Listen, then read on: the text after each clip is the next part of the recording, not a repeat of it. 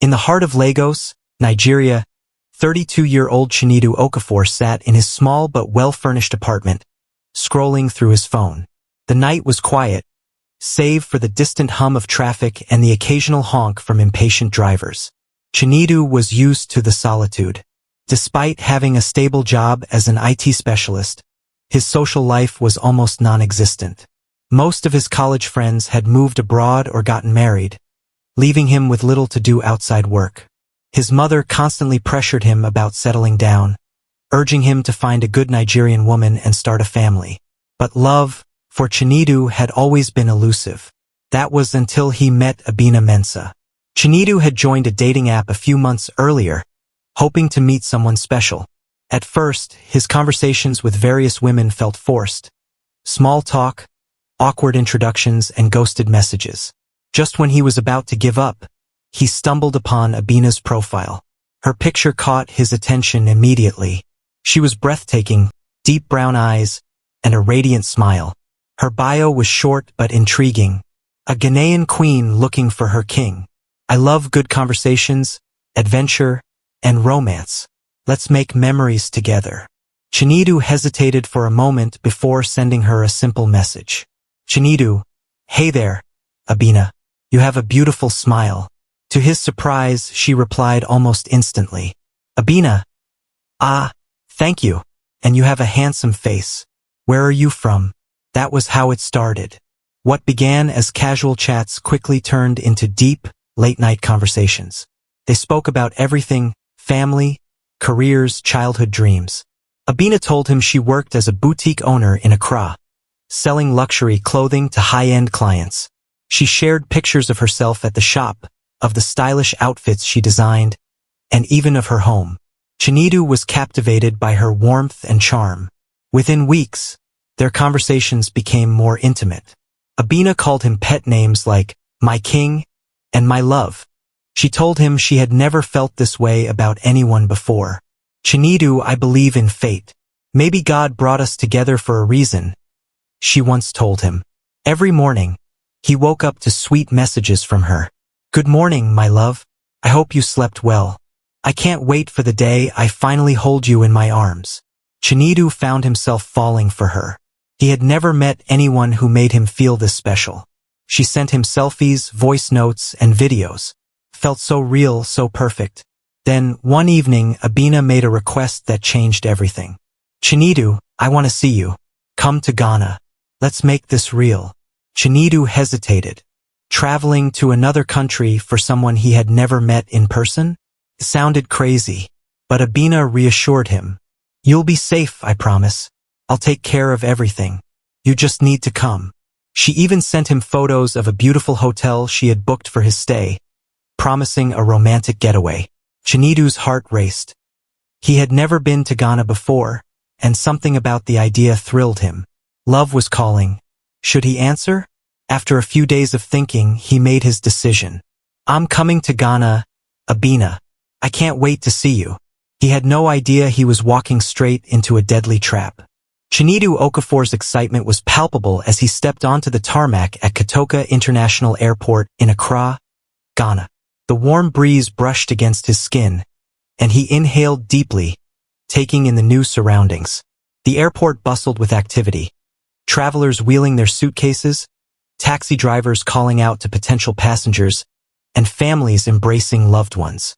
For a moment, Chinedu's worries melted away. This was it. He was finally about to meet Abina Mensah, the woman who had stolen his heart over months of online conversations. As soon as he retrieved his luggage, he pulled out his phone and texted her. Chinedu, I just landed, my love. I can't wait to see you. Abina's reply came almost instantly. Abina, welcome to Ghana, my king. I've been waiting for this moment. Take a taxi to the address I sent you. I have a surprise for you. Chinedu smiled. A surprise? He liked the sound of that. Following Abina's instructions, Chinedu hopped into a taxi. The driver, an older man with graying hair, glanced at the address. You sure about this place, boss? The driver asked, raising an eyebrow. Yeah, why? Chinedu replied, slightly puzzled. It's a bit far. Not exactly a tourist area, the driver muttered before starting the car. As they drove, Chinedu gazed out of the window, watching as the bustling city streets gradually gave way to quieter, less developed areas. After nearly an hour, the taxi pulled into a neighborhood that looked nothing like the luxurious area he had imagined. The roads were dusty, and the buildings looked run down. Chinedu's stomach tightened, but he brushed aside his unease. Maybe Abina lived a humble life. Maybe love wasn't about fancy locations.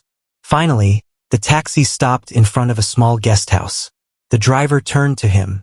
"Here we are. Be careful, my friend." Chinedu paid the fare, grabbed his bag, and stepped out. The place looked deserted. A dimly lit signboard hung above the door, swinging slightly in the breeze. Then he saw her. Abina stood outside the guest house, dressed in a tight red dress that hugged her curves. She was even more beautiful in person. Her dark eyes sparkled under the streetlights, and her smile was as captivating as ever. "Chinedu!" she squealed, running into his arms. Chinedu felt his heart race as he wrapped his arms around her. She smelled like vanilla and something floral. "I can't believe you're really here," she whispered. "Me neither," Chinedu said, his worries fading. She took his hand and led him inside.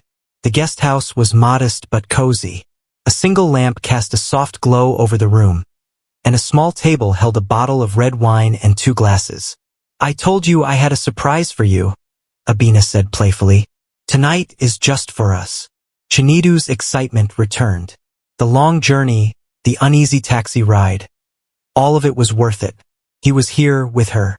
He had no idea that this night would be his last. As they sipped their wine, Abina kept the conversation flowing, her laughter sweet and infectious. But something was off. Chinedu started feeling lightheaded, his vision slightly blurred. He assumed it was just exhaustion from the trip. But within minutes, his limbs felt heavy, his heartbeat slowing unnaturally. Panic set in. "Abina, I don't feel so good," he mumbled, struggling to keep his eyes open. Abina's smile faded. She stood up, her warm demeanor gone, replaced by an unsettling coldness. The door creaked open. 3 men stepped inside. One of them, a towering man with a scar across his cheek, smirked. "Welcome to Ghana, my friend," he said. Chinedu's world spun as darkness swallowed him whole. Chinedu drifted in and out of consciousness, his head pounding like a drum. The last thing he remembered was sipping wine with Abina. Then everything turned into a blur. Now, as he slowly came to, he realized he was no longer in the cozy guesthouse room. His body felt sluggish, his limbs weak. He tried to move, but his hands were tightly bound behind his back. Panic surged through him as he blinked against the dim light of a flickering bulb overhead. He was sitting on a cold, concrete floor in what looked like an abandoned building. The air was thick with the scent of damp wood and something metallic. Blood? His heart pounded. "What the hell is going on?" he muttered, trying to steady his breathing. A shadow moved in the corner of the room. Chinedu froze. Then he saw them. 3 men stood before him, their faces partially obscured by the dim light. The one in the center was the tallest, with a deep scar across his cheek, the same man who had smirked at him before he blacked out.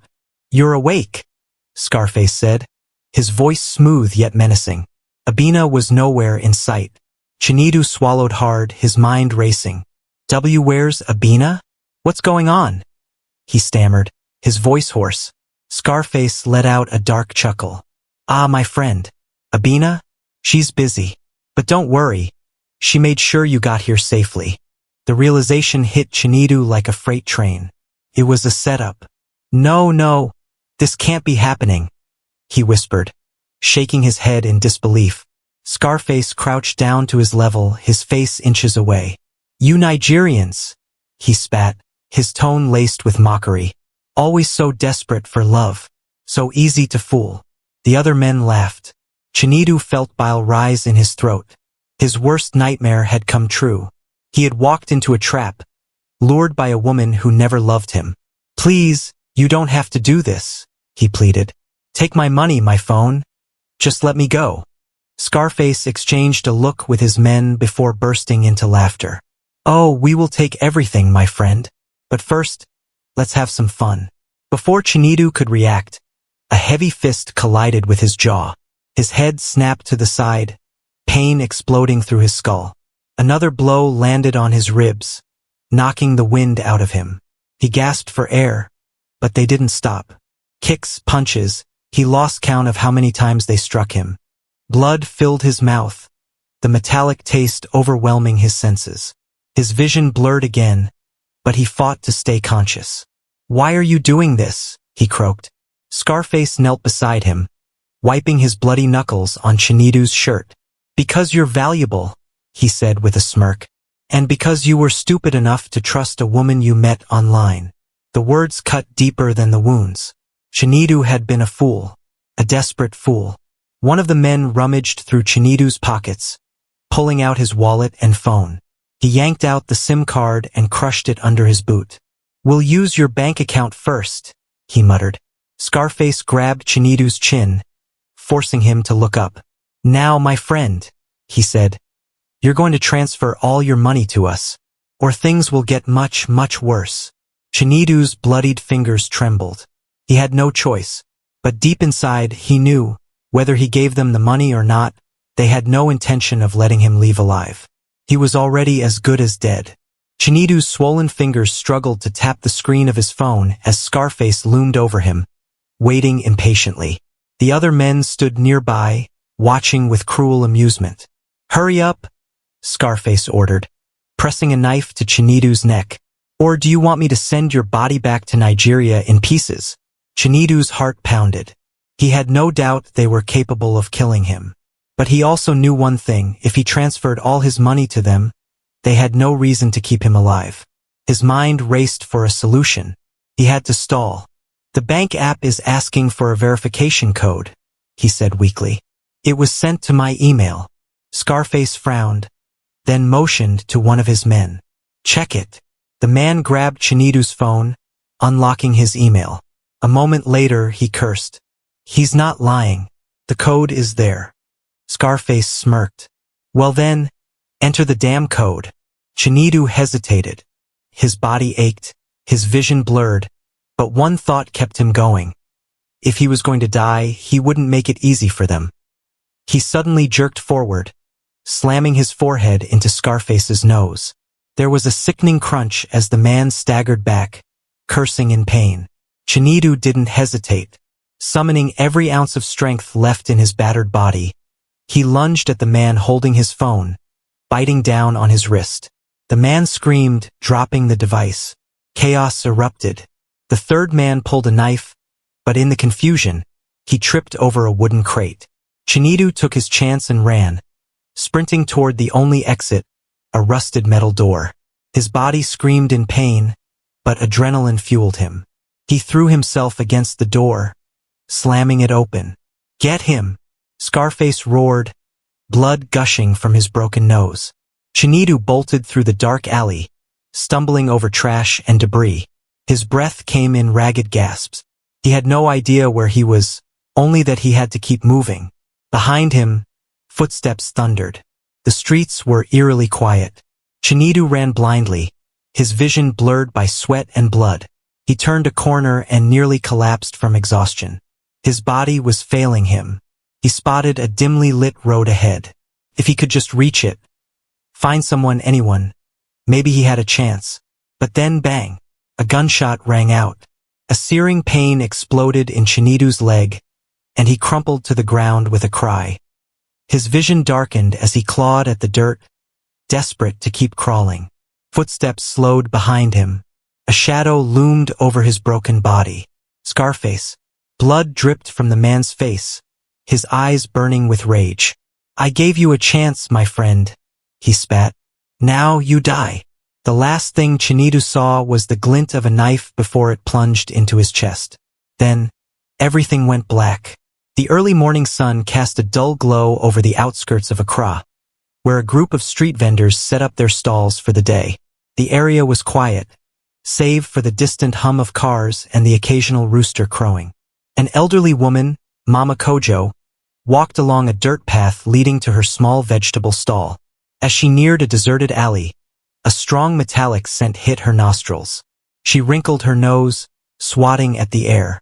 Something wasn't right. Then she saw it. A lifeless body, sprawled out in the dirt, partially covered by torn cardboard. The man's clothes were soaked in blood, his skin bruised and swollen. His eyes were open, frozen in a look of terror. Mama Kojo's scream pierced the morning silence.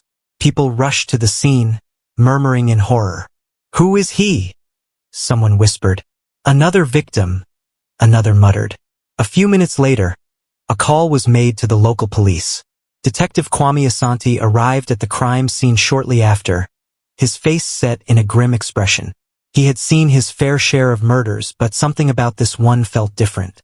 The victim had been brutally beaten, stabbed multiple times, and shot in the leg.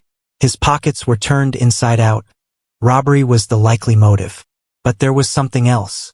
The precision of the wounds suggested this wasn't a simple mugging gone wrong. "Find out who he is," Asante ordered his team. One of the officers took a closer look at the victim's belongings. His phone was missing, but his passport had been carelessly discarded nearby. "Sir, his name is Chinedu Okafor, Nigerian national." Asante sighed, rubbing his temple. "Another foreigner murdered in Ghana. Let's check hotel records. Find out where he was staying and who he was last seen with." The case had just begun, and the truth would be far more sinister than anyone could imagine. Detective Kwame Asante stood in his dimly lit office, staring at the victim's passport. The name Chinedu Okafor was now etched into his memory. Another foreigner lured to Ghana, only to meet a gruesome fate. He flipped through his notepad, reviewing the few clues they had so far. Chinedu had been found in an alleyway, brutally beaten, stabbed, and shot. His phone and wallet were missing, but his passport had been carelessly discarded nearby. This wasn't just a robbery, Asante muttered to himself. His thoughts were interrupted when an officer knocked and entered. "Sir, we checked the nearby guest houses. Chinedu was staying at Sunshine Lodge, about 2 kilometers from where his body was found." "Good," Asante said. "Let's go." At Sunshine Lodge, the manager, a wiry man with tired eyes, nervously flipped through the guest book. "Yes, he checked in 2 nights ago," the manager said. "Room 203. Was he alone?" Asante asked. The manager hesitated. "He arrived alone, but later that night he had a visitor." Asante's ears perked up. "Who?" "A woman. Young, beautiful. She called herself Abina." Asante exchanged a knowing glance with his partner. A woman was involved. This was no ordinary robbery. "Do you have security cameras?" Asante asked. The manager scratched his head. "Only in the lobby, but it's an old system. The footage might be grainy." "Show me." Minutes later, Asante and his team crowded around the lodge's security monitor. The footage was choppy, but clear enough. Chinedu appeared on the screen, checking in. A few hours later, a woman entered the lodge. She wore a red dress, her long hair cascading over her shoulders. "Pause it," Asante ordered. The image froze. The woman's face was partly visible, her lips curled into a slight smile. "Enhance it," Asante told the technician. A moment later, the image sharpened slightly. Asante's jaw tightened. He knew that face. Abina wasn't just any woman. She was connected to a criminal syndicate known for luring unsuspecting men to Ghana. Men who often disappeared without a trace. This case had just taken a darker turn. Detective Kwame Asante leaned back in his chair, his mind racing. Abina. The name alone sent a wave of frustration through him. She wasn't just a random woman. She was part of something much bigger. Over the past year, there had been multiple reports of foreign men coming to Ghana to meet women they had fallen for online. Some were lucky they were scammed and left stranded. Others, like Chinedu, never made it out alive. But despite the cases piling up, no one had ever caught Abina. "This time," Asante muttered, "she won't escape." He turned to his partner, Inspector Mensah. "We need to track her down." If she's part of this syndicate, she's not working alone. Mensah nodded. I'll reach out to informants in Nima and Labadi. Someone must know where she is. That afternoon, Asante's team combed through phone records and financial transactions linked to Chinedu. They discovered that just before his death, a transfer attempt had been made from his account, but it was never completed. They tried to drain his money, Mensah muttered, shaking his head. They must have killed him when he resisted. Asante exhaled sharply. We need to find out where Abina was last seen. A breakthrough came when a street informant, a former petty criminal named Kojo, reached out. I know the woman you're looking for, Kojo whispered nervously. Abina. She was seen at a nightclub in OSU 2 nights ago, drinking with some rough men. Which club? Asante asked. Club Mirage. Asante felt a chill run down his spine.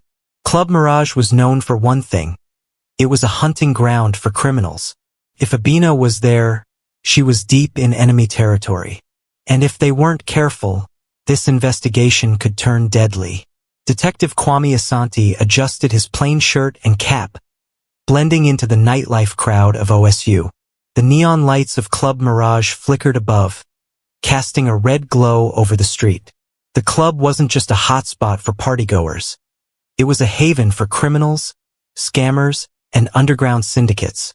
Asante and his partner, Inspector Mensah, exchanged a silent nod before stepping inside. They were going in undercover. The club pulsed with loud Afrobeats, the air thick with cigarette smoke and sweat. Women in tight dresses swayed to the music. Men huddled in dark corners exchanging hushed conversations. Keep your eyes open, Asante murmured. Abina could be anywhere. They took a seat at the bar, pretending to order drinks while scanning the room. Then Asante saw her. Abina.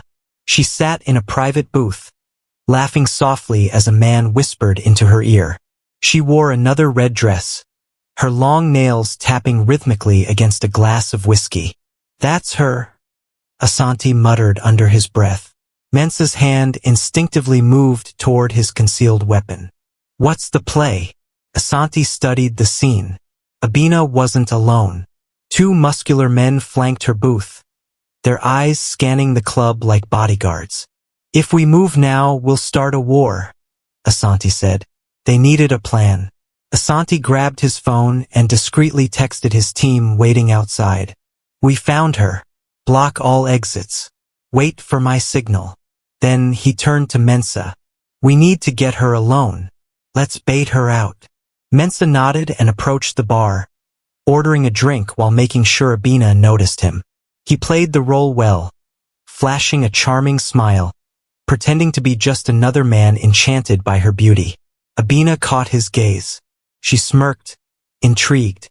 Hook, line, and sinker. She leaned toward her bodyguards, whispering something before gracefully standing up and walking toward Mensah. Looks like I caught your attention, she purred. Mensah chuckled. You caught more than that. Asante tensed. This was their moment. If they played it right, they would finally have her. But if they made one wrong move, this club could become their graveyard. Inspector Mensah maintained his cool as Abina slid into the seat next to him. Her eyes studied him like a predator sizing up its prey. You look like a man who enjoys danger, she purred, swirling the ice in her drink. Mensah smirked, playing along. Only when the danger is beautiful. Abina chuckled, leaning in, the scent of expensive perfume mixed with the cigarette smoke lingering in the air. Detective Asante, still seated at the bar, kept a close watch, his fingers wrapped around his phone, ready to send the signal. What brings a fine man like you to a place like this? Abina asked, her voice silky smooth. Mensah shrugged. Business. Looking for someone who owes me money. Maybe you can help. Abina arched an eyebrow. That depends. Who are you looking for? Mensah took a sip of his drink, then set it down. A Nigerian man, Chinedu Okafor. The name hit like a slap. For the briefest second, Abina's expression hardened. Her fingers tightened around her glass. Then, just as quickly, she masked her reaction with a sultry smile. Never heard of him. Mensa leaned closer, his voice low. I think you have. Abina's eyes flickered toward her bodyguards. She knew something was wrong. Then, like a ghost, she was gone. She slipped away from the bar in a flash, disappearing into the crowd. She's running, Asante shouted, springing to his feet. Outside, his team was already in position. Officers blocked the club exits, weapons drawn. Abina burst through the back door, her red dress flowing behind her as she sprinted toward an alleyway. Mensa and Asante tore after her. Stop, Abina! Asante barked. But she wasn't stopping. She dashed toward a waiting black car, yanking open the door. Before she could jump in, Asante tackled her to the ground. She fought like a wild animal, scratching and kicking. But it was over. Mensa clicked the handcuffs around her wrists. You're done. Abina panted, her face pressed against the dirt. Then she smiled, a chilling, knowing smile. You think you've won? She whispered. You have no idea what you've just started. Asante exchanged a wary glance with Mensa. Something told him this case was far from over. At the police station, Abina sat in the interrogation room, calm and composed. Detective Asante placed photos of Chinedu's body on the table. Tell me what happened to him. She smirked. I don't know what you're talking about. Mensa leaned forward. We have you on camera. You were with him the night he died. Abina shrugged. So? That doesn't mean I killed him. Asante slammed his fist on the table. Then who did? For the first time, her confidence wavered. You're chasing the wrong person, she whispered. There are bigger players in this game. Asante and Mensa dug deeper into Abina's connections. Phone records revealed a name, Kwesi Boateng, a known criminal kingpin. Boateng specialized in online romance scams, targeting wealthy foreigners. When victims arrived in Ghana, they were robbed and sometimes killed. Chinedu wasn't the first, and he wouldn't be the last. The police set up a sting to catch Boateng. Abina, fearing for her life, agreed to cooperate. She lured Boateng to a meeting, promising to deliver another victim. When he arrived, armed men by his side, police swarmed in. A gunfight erupted. By the time the dust settled, Boateng lay dead. His men were arrested. The operation was over. Abina faced trial and was sentenced to 25 years in prison for her role in the scam. Chinedu's family finally got answers, but no justice could bring him back. Asante and Mensa knew one thing: Chinedu was just one of many victims. The fight against these deadly syndicates wasn't over. It had only just begun.